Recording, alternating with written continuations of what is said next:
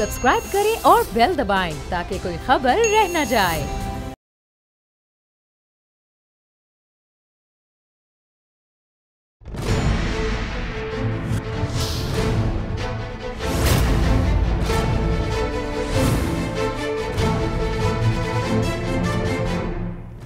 अस्सलामुअलैकुम, मैं हूं नूरुल आरफीन सिद्दीकी और आप देख रहे हैं मेरी जंग में एक और ख़ुसूसी शो। आज हमारे साथ जो बागबार शख्सियत मौजूद हैं तो वो सियासतदान ही, लेकिन उमूमी तौर पर ज़िंदगी के मुख्तलिफ़ शोबों से उनका जो ताल्लुक़ रहा है, जो उनकी हम आहंगी रही है मुख्तलिफ़ शोबाजात से, वो मेरा ख़्याल है काबिल दीद है। पाकिस्तान पीपल्स पार्टी सूबा सिंध के सदर बैक वक्त दो वजारतों पर मुतमक्किन, जिनमें से एक वजारत है वर्क्स एंड सर्विसेज और दूसरी यूनिवर्सिटी एंड बोर्ड्स। मैं बात कर रहा हूँ नन अदर देन निसार खोड़ो साहब की। अस्सलाम वालेकुम सर। वालेकुम सलाम। ईद की गुजरी हुई ईद की बल्कि मुबारकबाद, क्योंकि आज दूसरा दिन है, कबूल कीजिए। सर ईद मुबारक, आपको भी बहुत बहुत ईद की खुशियाँ मुबारक। Thank you sir. सारी देखने वालों को ईद मुबारक। Thank you so much. किस तरह गुजरी सर ईद? किस तरह गुजरती है और किस तरह गुजरी? गुजरती है का तो दूसरा मसला है। आज शायद दुनिया में एक नए माहौल में ईद मनाई जा रही गई, यानी हर मस्जिद में डिस्टेंस रख के नमाज पढ़ने की तलकीन की गई। उम्मीद की है कि ज़रूर किसी पे अमल हुआ होगा। वैसे तो है ना कि कांधे से कांधे मिला के खड़े हो, न कोई महमूद हो न कोई अयाज, एक सिफ्त में खड़े हो गए दोनों। वैसे तो तस्वुर ये है, लेकिन अल्लाह ने कहा है कि मैंने तुम्हें जान दी है तो तुम इसकी हिफाजत भी करो।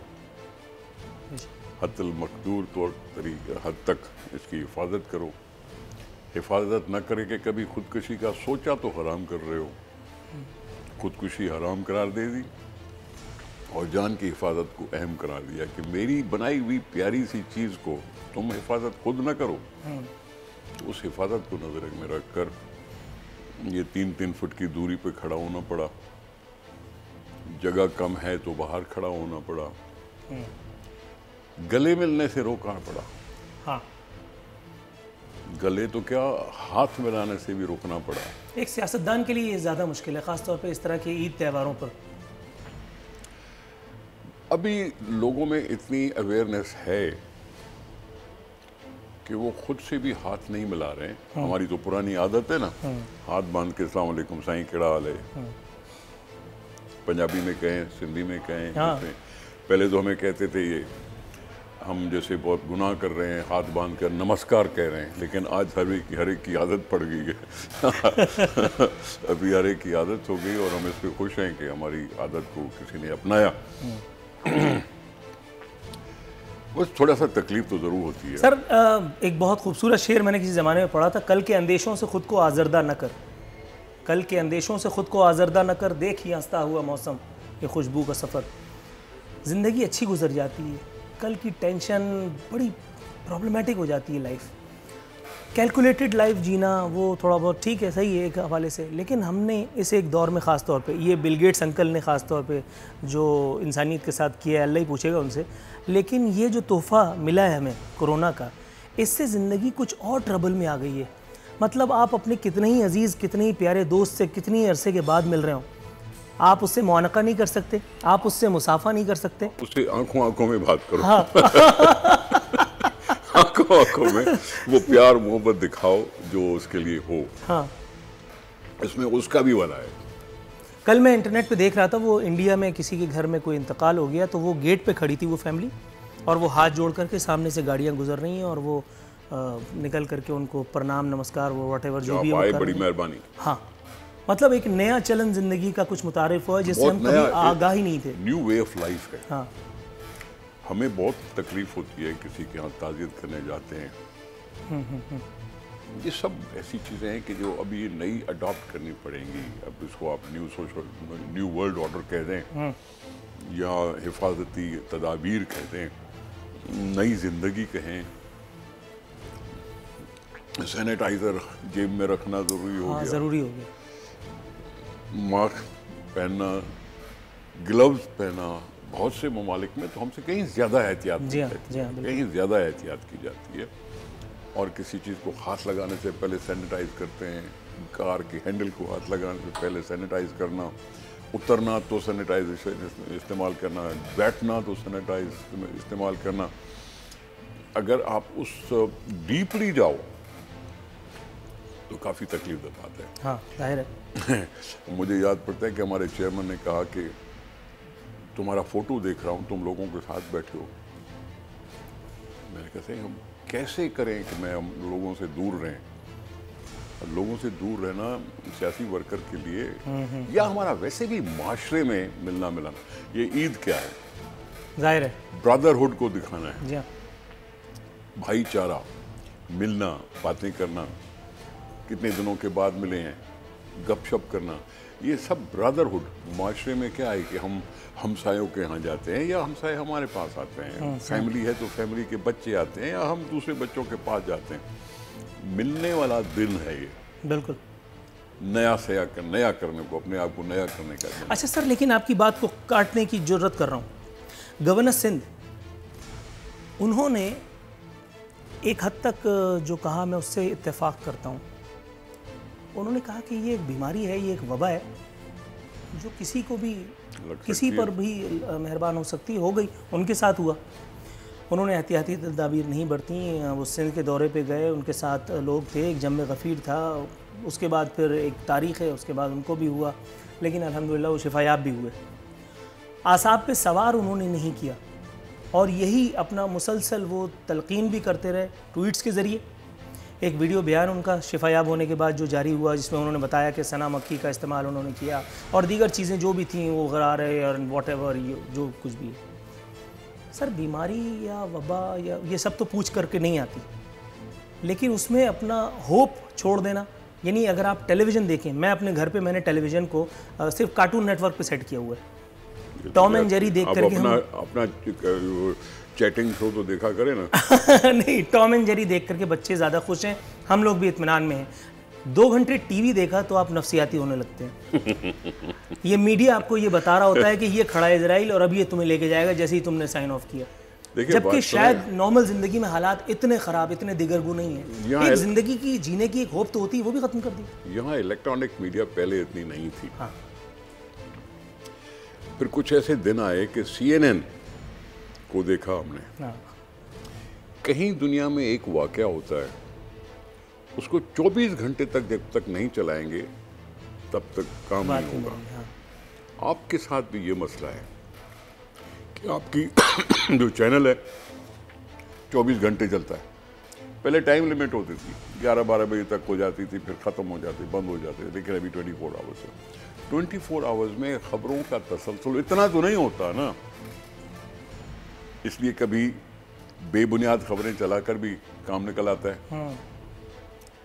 इन्वेस्टिगेटिंग रिपोर्ट के बुनियाद पर खबरें नहीं चलती, किसी की सुनी सुनाई वो तो चल जाती है, उसको रिपीट किया जाता है और रिपीट करने से और क्या कहूँ, मुझे फिर एक किस्सा याद आता है, अगर आप मुनासिब समझे मैं कह दूँ, धरना याद आ जाता है।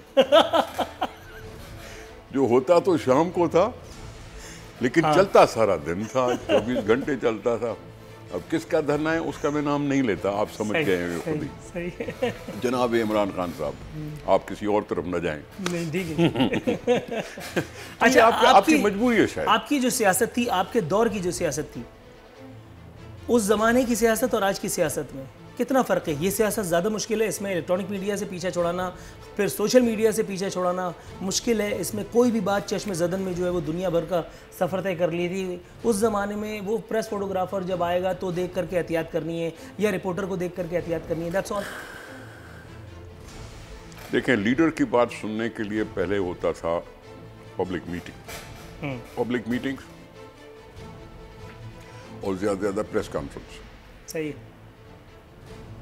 अब उसका तब्दील हो गई है जगह, टीवी, सोशल मीडिया, फिर ट्विटर, फिर फेसबुक, फिर फलां पता नहीं तो पता नहीं क्या।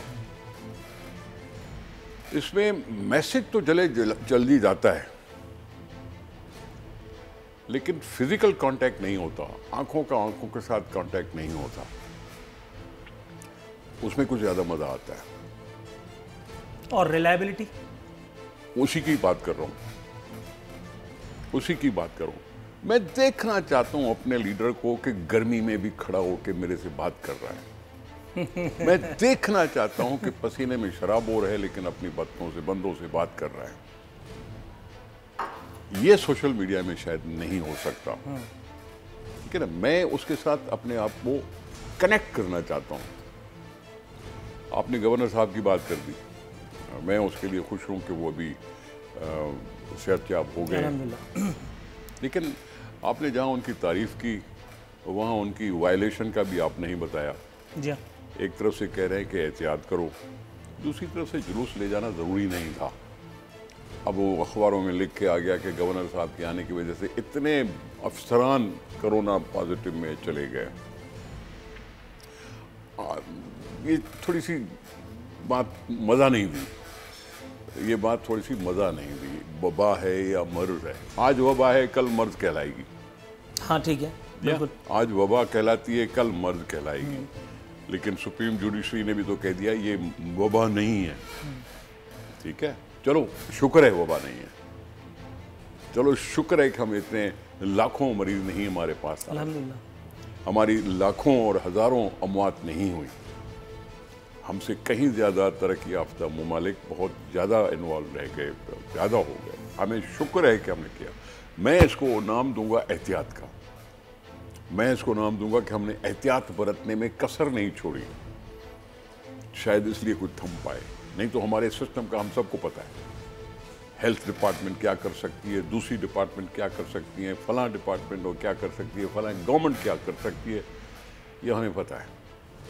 हमारे बहुत से नुक्स हैं, नकाइस हैं, इसलिए ये एहतियात ही एक थोड़ी सी तदबीर थी कि हो सकता है इसकी वजह से हम सर जरा माजी के बंद दरीचों को खोलने की इजाज़त चाहूँगा। जुल्फ़िकार अली भुट्टो, उनके साथ काफ़ी तवील रफ़ाक़त आपकी यकीन रही, और उस दौर में और आज के दौर में, उस पीपल्स पार्टी में और इस पीपल्स पार्टी में, उस लीडरशिप में और इस लीडरशिप में, उस निसार खोड़ों में और इस निसार खोड़ों में, उस वलवले में और आज रोके एक मिनट क्या फ़र्क है? एक सेकंड।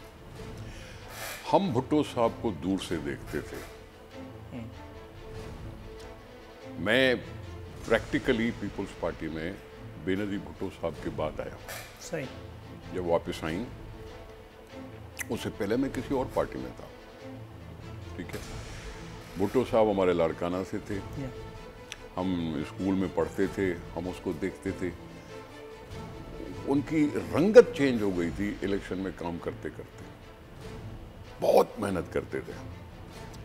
पीपल्स पार्टी को जीरो से उठाया ना, तो 1970 में जो हमने उनको देखा, एक वैगनियर होता था, उसमें चलते थे, गांव-गांव में कहीं चारपाई मिली तो बैठ गए, कहीं ज़मीन पे बैठना हुआ तो बैठ गए, किसी होटल के तख्ते पर बैठ गए तो बैठ गए, चाय पी ली, ये किया वो किया। लोगों से मिलना, लोगों को अपना बनाना, ये जो 2-3 साल में, क्योंकि कब हुई थी पार्टी का बुनियाद पड़ा 67-68 में और 70 में इलेक्शन थी, 3 साल में इन्होंने कुछ करना था। ठीक है, उसका बैकग्राउंड था, उसकी एक कैलिबर था, उसकी क्रेडिबिलिटी, क्रेडेंशियल्स थे, जिस रुतबे का वो बंदा बन चुका था अपने सारी दुनिया में जो मशहूर था। लेकिन 3 साल में पाकिस्तान की मेजर पार्टी ले आना, मेजॉरिटी नहीं बन सके पाकिस्तान की हम, पीपल्स पार्टी वेस्ट पाकिस्तान में मेजॉरिटी थी लेकिन पूरे पाकिस्तान में नहीं थी। ठीक है ना, उसकी मेहनत का उसका दुश्मन भी उसको मानता है, सही, उसका मुखालिफ भी उसका मानता है। और ये मेहनत लोगों को अपनाने के लिए, उनको यकीन दिलाने के लिए कि मेरे पे भरोसा करो, वो ये मेहनत ही काम आती है। जहाँ जाओ, पता नहीं गिलगित जाते हैं तो कहते हैं भुट्टो साहब यहाँ आया था, फला जगह जाते हैं, पता नहीं दूर दराज इलाके भुट्टो साहब यहाँ आया था। ये थी ज़रूर बात कि उस वक़्त इलेक्शन कैंपेन के लिए 7-8 महीने मिले थे याया खान के ज़माने में। साल तो नहीं था लेकिन 7-8 महीने ज़रूर थे। तो तो उसमें उनको मौका मिला और वो बैठे नहीं, एक जगह बैठे नहीं, टिक के नहीं बैठे। फिर बेनज़ीर साहबा को हमने देखा तकालीफ में। हाँ। भुट्टो साहब की उठते हुए थोड़ी बहुत तकलीफ हुई, लेकिन बेनज़ीर की तकलीफ सालों पे गई। जेल और जेल पर सख्तियाँ, चाहे वो सियाला रेस्ट हाउस का सख्ती हो, चाहे सखर जेल की गर्मी हो, कहीं और की जेल की बात हो, बेनज़ीर तकलीफ में बहुत गुजारी बेनज़ीर साहबा। वर्करों का एक उसके साथ अटैचमेंट बहुत हो गया कि ये हमारे लिए कर रही है। इसलिए तो भुट्टो साहब के लिए हों या बेनज़ीर साहबा के लिए, लोग फांसियों पे भी चढ़े तब भी नारे लगाते चढ़े। अपने घर वालों को भी मैसेज भेजा कि अगर मुझे फांसी चढ़ गई तो रोना नहीं, मेरा ढोल के साथ इस्तकबाल करना कि मैंने जान दी। भुट्टो साहब बेनज़ीर साहबा के साथ थे। हम 18 अक्टूबर पे लाड़काना गए। उस औरत का, उस बहन का एक बेटा चल गया था, उड़ गया था। उसने कहा एक बेटा गया है, ये ले दूसरा बेटा मैं तुम्हें देती हूँ। ये कनेक्टिविटी है, मोहब्बत है, जुनून है, जज्बा है। उस जज्बे को जिंदा रखना पड़ता है, रखना चाहिए और दिल से चाहिए। तभी तो हम कहते थे ना, जो जेल में जाता था उसकी मार्कें बढ़ जाती थी, पार्टी में कदर मंजिलत बन जाती। बेनज़ीर साहब ने क्या कहा, मेरा ओहदा उसको दो जो जेल में गया हो। ये भी था। ये सारी वो चीज़ें थी जो एक माहौल में होनी पड़ी। डिक्टेटर थे और डिक्टेटर का मुकाबला था। अब है हुकूमत के साथ मुकाबला है। कल हुकूमत ने क्या किया, परसों की हुकूमत ने क्या किया और आज का क्या हशर है। सर, आपने जो बयान फरमाया उसी की रोशनी में अगर मैं सवाल पूछूं तो उसका क्या जवाब देना पसंद करेंगे कि वो जो पीपल टू पीपल कांटेक्ट होता था, वो जो लीडर गर्मी सऊबतें बर्दाश्त किया करता था, अगर आज की पीपल्स पार्टी को देखा जाए इस वक्त अगर हम बात करें, ट्विटर पे लीडरशिप्स जो हैं वो अपने लोगों को यकीन दिला रही हैं अपनी वफाओं का, इंक्लूडिंग पाकिस्तान पीपल्स पार्टी। यार उसके पीछे भी कोई उसका कोई रीज़न तो है ना, लेकिन वो एक एलिमेंट मिसिंग है। मैं उसका अर्ज करूं, इस मुल्क में सियासतदान निशाने पर है। माफ कीजिएगा, सियासतदान निशाने पे है। सियासतदान को निशाने पे रखने का मतलब क्या है? अवाम को निशाने पे रखो। फैसला अवाम का होता है। फैसले के साथ वो MNA या MPA बनता है और फिर वजीर आला या वजीर आज़म बनता है। सियासतदान को तुमने निशाने पे रखा है तो एक्चुअली तुम अवाम को निशाने पे रख रहे हो। उसको बुरा भला कह रहे हो, तुमने गलत फैसला किया, तुमने यूं किया, तुमने यूं किया। सियासतदान तो उसकी वजह से आता है। आपने जो सवाल किया, अब मैं दूसरी तरफ चला गया था, इसलिए थोड़ा सा नहीं कोई नहीं। क्या कहा था आपने? मैंने कहा था वो जो पीपल टू पीपल कांटेक्ट था वो तो आज भी मिसिंग है। उसके बाद हुआ क्या? या तो यहाँ सियासतदानों को चढ़ाया गया फांसी पर, भुट्टो साहब की मिसाल। कौन भूल सकता है कि सुप्रीम कोर्ट के चीफ जस्टिस आके कहते हैं कि हमसे ज़बरदस्ती फैसला लिया गया, नसीम हसन शाह। या तो फांसी पे चढ़ा दिया गया, या मारे गए कोड़े सियासी ओहदेदारों को, गोलियां, फांसियां, या फिर सियासतदानों की बेइज्जतियां। 3 साल में जाओ घर में किसी बात पे झगड़ा हो जाए तुम्हें डिस्चार्ज, डिसमिस। ये कानून चले इस मुल्क में, ये कानून चले इस मुल्क में। भाई पहले तुम चार्ज साबित तो करो, चार्ज लगाया नहीं और घर भेज दिया। अरे नूरुल आरफीन साहब गुनाह करें, सारी कौम को नतीजा ये बात। फिर बेनज़ीर मारी गई। करने क्या आई थी? वोट मांगने आई थी। वोट मांगने के लिए अपनी जान को खतरे में डालकर बेनज़ीर साहबा आई यहां। पहले दिन ही सभा कर अटेम्प्ट हमारे वर्करों पे नहीं था, बेनज़ीर साहबा पर था। और उसको 1-2 महीने के बाद। अब मसला हो गया सिक्योरिटी का। सिक्योरिटी का क्यों है? क्योंकि वो बेबाक थी, वो किसी सोच के खिलाफ बोलती थी, चाहे उसका नाम तालिबान कह दो, चाहे कुछ भी कह दो।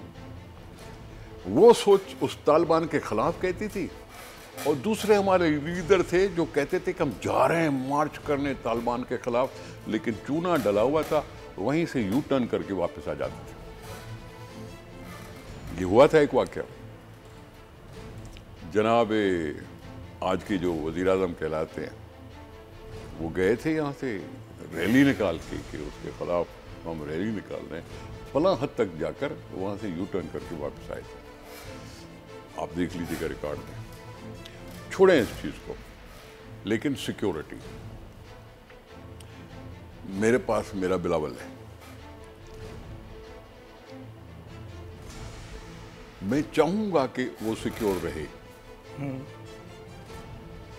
मैं चाहूंगा कि वो सिक्योर रहे, लेकिन लोगों तक पहुंचने के लिए कभी वो टीवी का मैसेज चलाता है, कभी वो स्क्रीन पर जो नई टेक्नोलॉजी है, पता नहीं क्या उसको कहते हैं, इस तरह से लोगों को आके बताता है। लेकिन जब तक खुद को देखते ही नहीं है लोग, तब तक वो मज़ा नहीं होता। जाहिर है, मज़ा नहीं होता। यही सब में, सबके साथ यही है। तो बेहतर से बेहतर कांटेक्ट, लोगों को अपने साथ मिलाने वाला जज्बा, इसकी मुसलसल ज़रूरत रहेगी, ये कह सकता हूँ। टेक्नोलॉजी इसको रिप्लेस नहीं कर सकती, that is for sure. Technology उसका नेमुल बदल नहीं। नाजरीन, निसार खोड़ो साहब बदस्तूर हमारे साथ मौजूद हैं। वक्त हुआ एक मुख्तसर से कमर्शियल ब्रेक पे जाने का।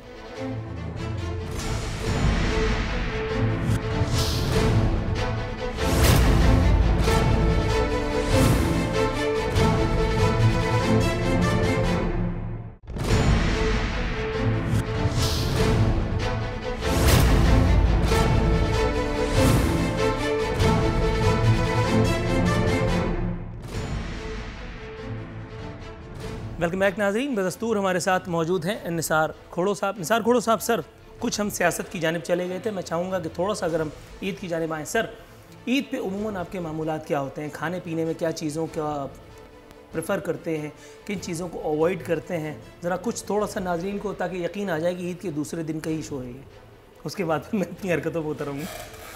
अब वो दिन कहाँ यार, बचपन की याद पूछो तो बता दें। जब माँ हमें दूध में सेवियाँ खिलाती थी, दूध में छुआरे डाल के खिलाती थी, गुर्दे और लिवर मिला के, गोश्त मिला के, नमाज के बाद, पहले तो नहीं, खिलाती थी। सिंधी पुलाव होता था, उसके ऊपर भुनी हुई बोटियाँ होती थी। पेट भरा हुआ हो लेकिन फिर भी माँ के डर से खाया जाता था। वो बचपन के गांव के दिन याद आते हैं कि जिसमें वो क्या कहते हैं, वो जो गोला गंडा टाइप होता है। हाँ, गोला गंडा। गोला गंडा जाके लेते थे और गांव में होते थे। हाँ। फिर उसके बाद आ गए शहर में। अब शहर में शहर की बड़ी बड़ी खुशियाँ। फिर आ गए बुढ़ापे में, जहाँ घरवालियाँ हों, बच्चियाँ हों, बच्चे हों, नवासे हों, उनकी खुशियाँ हैं। हमारी तो, हमसे तो फिर ईद आती है तो हम सोचते हैं अभी ईद ही कितनी निकालनी पड़ेगी। आपको कितनी मिलती थी? हाँ? आपको कितनी मिलती थी उस जमाने में? पापा, उस जमाने में 5 रुपए की बहुत कदर होती थी। हाँ, सही। और आज कम से कम आप कितनी देते हैं तो बच्चा मुंह बनाता है? बच्चे को अगर 50,000 भी दो तो मुंह बना लेगा। और बच्चा वो भी निसार खोड़ोगा? नहीं, ऐसा नहीं है, हम इतने वो नहीं है। वो सिंधी में कहते हैं, अच्छा कपड़ा खीसा खाली, माण्हुनि जे लेखे मुल्क जो वाली।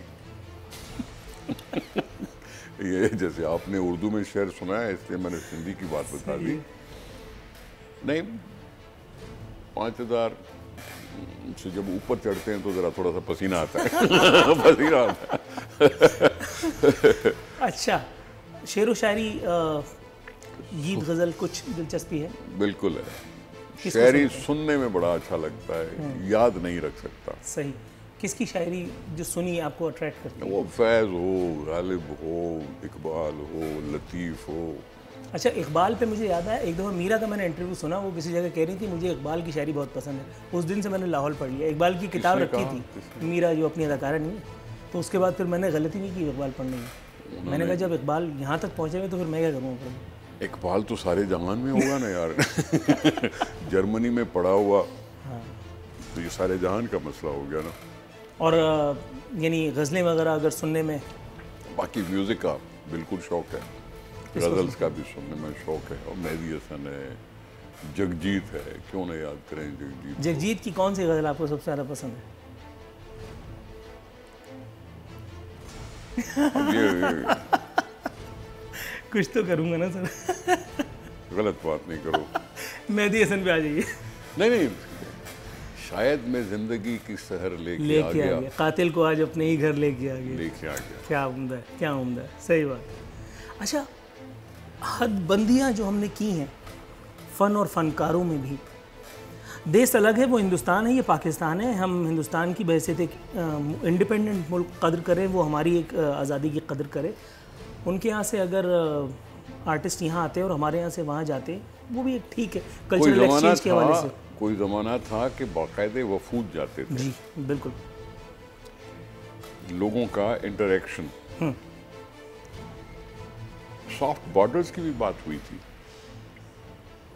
सार्क को यूरोपियन यूनियन के तौर पे भी सोचा गया था। डेफिनेटली।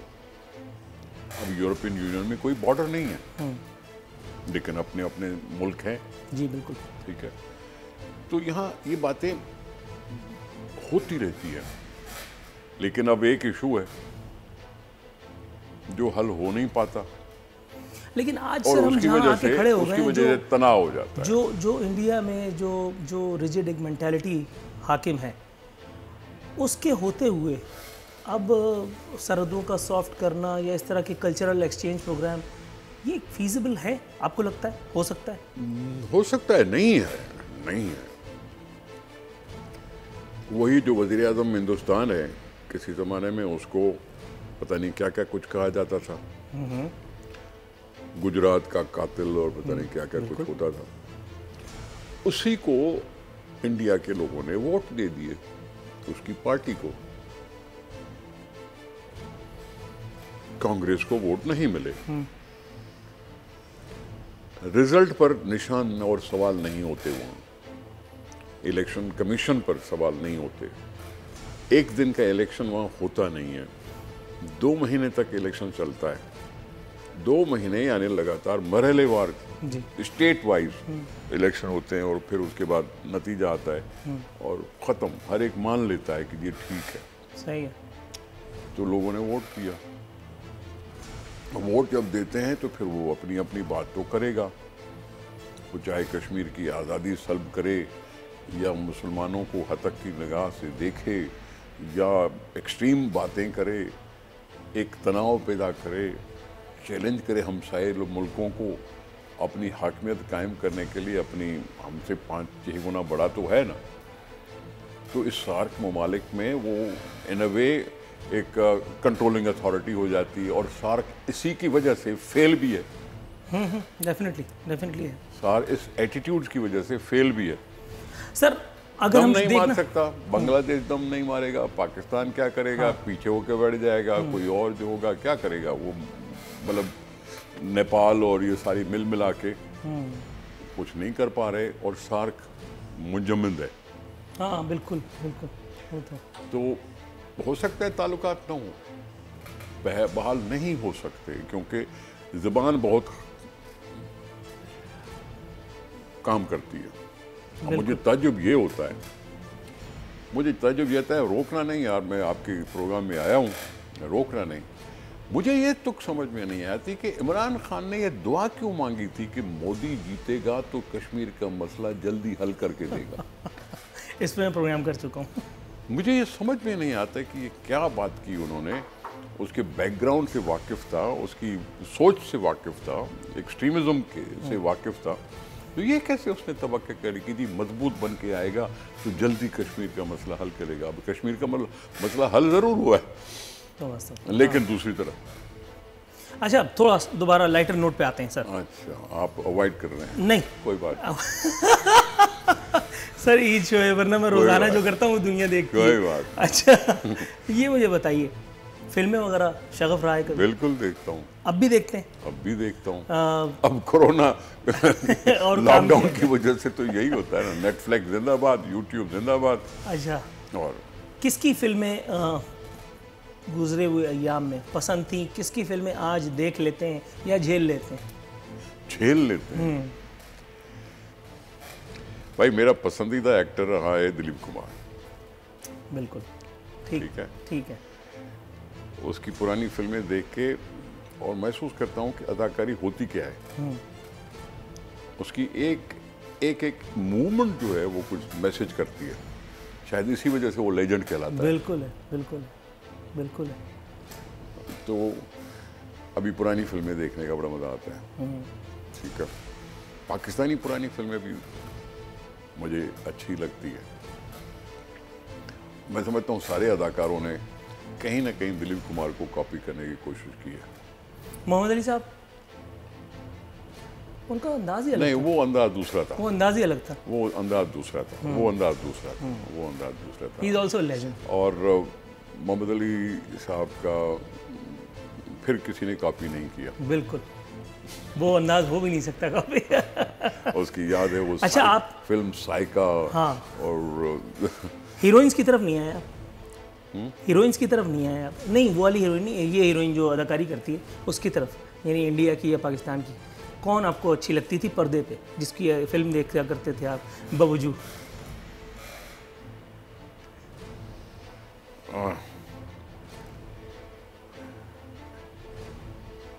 शमीम आरा, नयर सुल्ताना। फिर एक्टिंग, फिर दूसरे नाम आ जाते हैं। नहीं तो इंडिया से क्या खबर आते हैं? मैंने कहा दूसरे नाम आ जाते हैं। खैर हुए, क्या हो गया? नरगिस की मदर इंडिया कौन बुला सकता है? दुरुस्त है। कौन बुला सकता है? और अभी नई एक्टर्स में शबाना आजमी, सुमिता पटेल, कौन बुला सकता है? नहीं, आपने खलाकन कहा है, ये तो एक्सपायर भी हो गई सर। बाबा नहीं, मतलब फन इनका रहेगा। अभी नई अदाकाराओं में आजकल के दौर में जो है, करीना है, दीपिका है,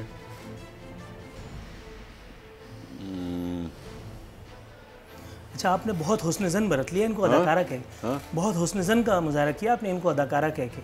काजोल का नाम लेते आप तो मुझे ज़ाती तौर पर खुशी होती,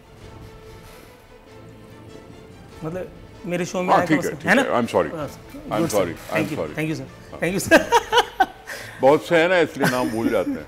अच्छा, ये मुझे बताइए, वो एक सियासतदान जब वो फिल्में देख रहा होता है, इंस्पायर हो रहा होता है दिलीप कुमार से, कभी ऐसा हुआ कि आपने उस दिलीप कुमार को, उसकी अदाकारी को, वो आपके हवास पे सवार हो और आप अपनी निजी ज़िंदगी में उस दिलीप कुमार को अप्लाई कर गए हो? जब बाल होते थे तो बाल उसकी तरह बनाने की कोशिश करता था। अब समझ गया? बस नताइज कितने हद तक आपके हक में आए? मैं समझता हूँ आपका सवाल क्या बोल रहे हो। और माशाल्लाह काफ़ी इज्जत रही। रम्ज़ में की गई गुफ्तगू काफ़ी मानीखेज होती है, मानवियत रखती है, या शायद वही अहमियत रखती है। यहाँ वक्त हुआ एक कमर्शियल ब्रेक का।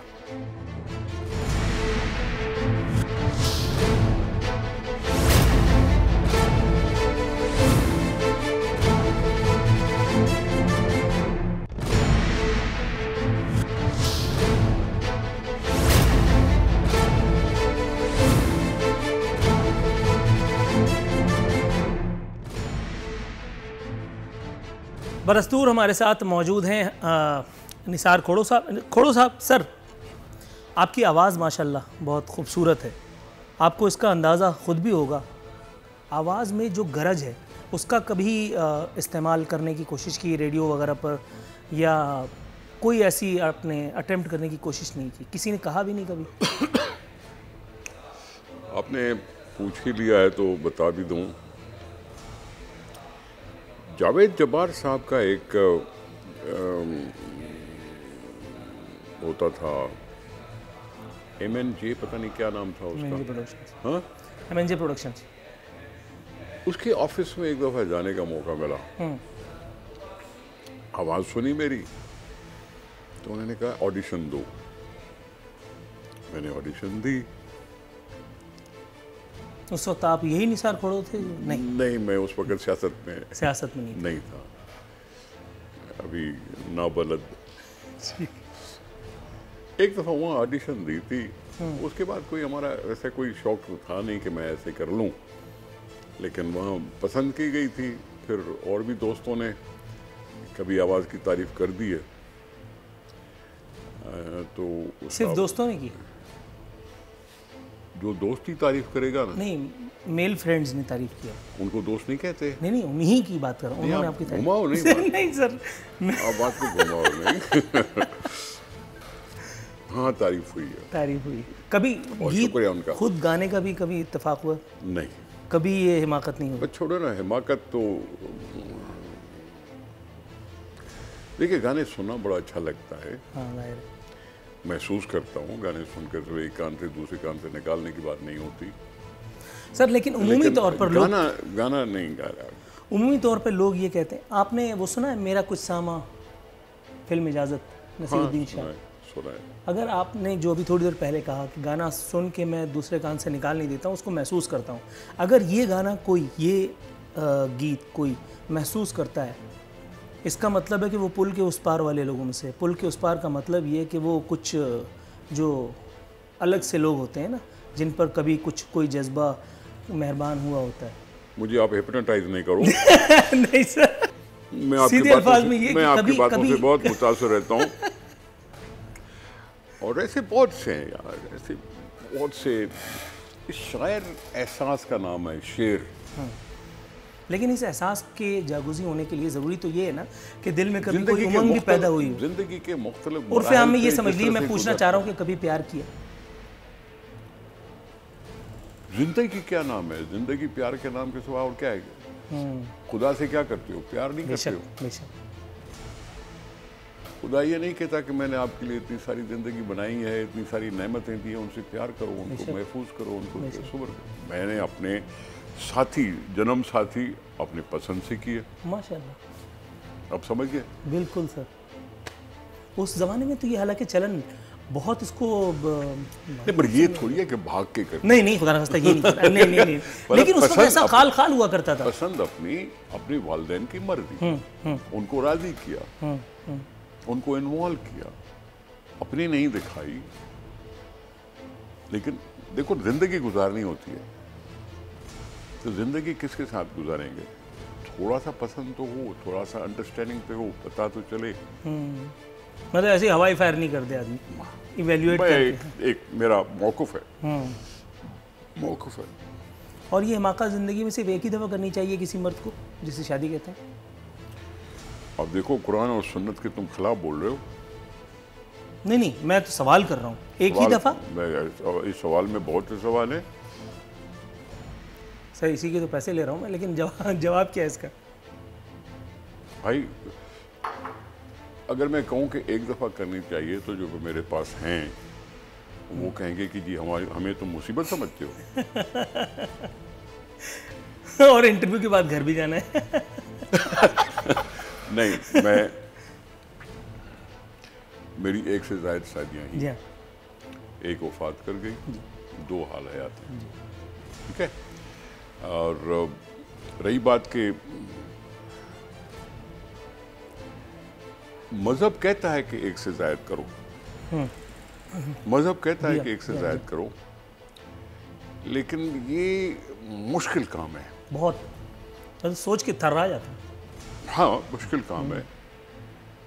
और अपने लाइफ पार्टनर के साथ तुम बेहिसी से गुजारो, नहीं, ये चलता नहीं। जाहिर बेहिसी, हाँ जी वो भी है और ये भी है और वो भी है, ये बेहिसी है। बिल्कुल। मैं तो हो सकता है इतना कम महसूस करूं, लेकिन वो ज़्यादा महसूस करते हैं, जिसकी वजह से ज़िंदगी थोड़ी सी मुश्किल हो जाती है। लेकिन सर शादी के साथ जो एक लफ्ज़ मुंसलिक है वो होता है ससुराल। अच्छे अच्छों का पसीना छूट जाता है जब ससुराल की बारे में बात की जाती है। आपने मुतअद्दिद ससुरालों को मुँह दिया, तो कैसा लगा? मतलब ये वहाँ मेरी आवाज़ काम कर जाती है। ये फ़ायदा वहाँ उठाते हैं। समझ गए आप? वहाँ मेरी आवाज़ काम करती है। कोई मसला नहीं। अच्छा, अब थोड़ा सा सियासत का रुख करते हैं सर। पाकिस्तान पीपल्स पार्टी का मुस्तकबिल, पाकिस्तान पीपल्स पार्टी के एक सदर की हैसियत से आपको यकीनन शायद हालत एक अलग लगती होगी, लेकिन आप जब उस तरफ देखते हैं तो शायद मुझे वैसा महसूस ना हो रहा हो। पाकिस्तान पीपल्स पार्टी वफाक की जमात थी, वफाक से फिर अब वो सूबे तक महदूद हो गई, नहीं। और अब जो बज़ाहिर, I may be completely wrong, you may differ, जो लग रहा है वो ये कि पाकिस्तान पीपल्स पार्टी का ये जो टेनोर है ये फुल ऑफ कंट्रोवर्सीज़ है। यहाँ इस राज में बहुत सारे और सूबों की, बहुत से हमारे दीगर सूबों की तरह भी यहाँ लोग खुश नहीं हैं। तर्ज़ हुक्मरानी, पुअर गवर्नेंस, कुछ भी हो सकता है इसकी वजह। मुस्तकबिल क्या देखते हैं आप पाकिस्तान पीपल्स पार्टी का? क्या दोबारा वफाक की तरफ मार्च होगा या सूबा बचा पाएंगे? सर मैं अर्ज करूँ, सही, पाकिस्तान को एक वफाकी जमात चाहिए। हाँ दुरुस्त है, बिल्कुल ठीक है। बिल्कुल।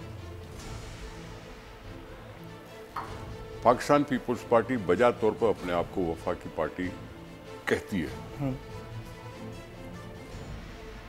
PMLN भी कहती है, अभी शायद तहरीक इंसाफ भी कहना चाहती है। मुझे नहीं मालूम कि इसमें हंसने की क्या बात है। नहीं सर, ऐसी किसी बात पे। अच्छा, हाँ वफाकी पार्टी होनी चाहिए, क्योंकि वही यहाँ इतनी सारी अक़वाम जो रहती हैं उनको इकट्ठा करके चलाने की क़ुव्वत रखे। बेनज़ीर भुट्टो ने कहा था, मुझे नहीं चेहरा नसीब हुआ अपने बाप का जी, लेकिन मैं पाकिस्तान की जंजीर बनूंगी। ठीक है। बाद में हमने कहा कि पाकिस्तान चाहिए हमें, चाहे हमें कितना भी नुकसान पहुंचे। मौक़िफ़ हमारा अभी वही है। ये और बात है कि इलेक्शंस के रिजल्ट्स दूसरे सूबों में हौसला अफजा नहीं। जी, ठीक है। एक सूबे में हमने जिम्मेदारी उठाई हुई है। मैं हो सकता है दूसरों सूबों को यह भी महसूस कराना चाहता हूं कि मैं अपने सूबे की आवाज़ उठाऊंगा आज अगर, तो कल तुम्हारे लिए भी उठा सकूंगा। ठीक है। इसलिए अगर नुक्ताचीनी कर दी शाह महमूद कुरैशी ने कि दी हम सिंध कार्ड का इल्ज़ाम कोई पहली दफ़ा लगाया हम पर? नहीं, ऐसा नहीं है, पहले भी लगा था, लेकिन हम फिर भी रहे ना, फिर भी इस मुल्क के लिए जाने दी ना, गोलियां खाई ना, बम बर्दाश्त किए ना। तो ये शाह महमूद कुरैशी के टाइम पे भी हमारी जब वो पार्टी में था तब भी सिंध कार्ड का हम पर लगता था इल्ज़ाम। बिलावल साहब पर सिंध कार्ड का इल्ज़ाम लगाने की ज़रूरत नहीं है।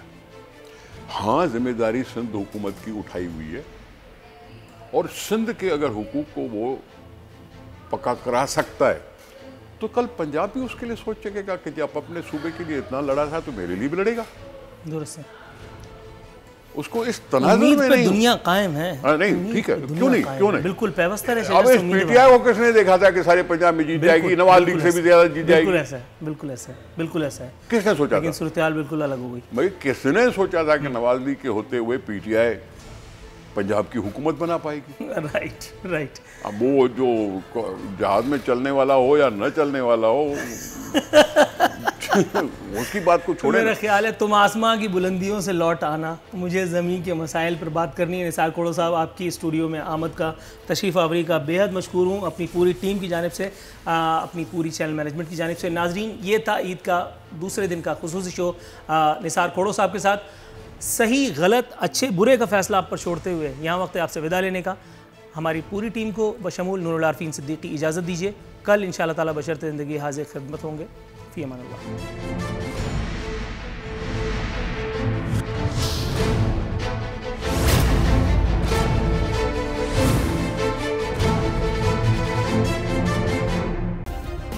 सब्सक्राइब करें और बेल दबाएं ताकि कोई खबर रह न जाए।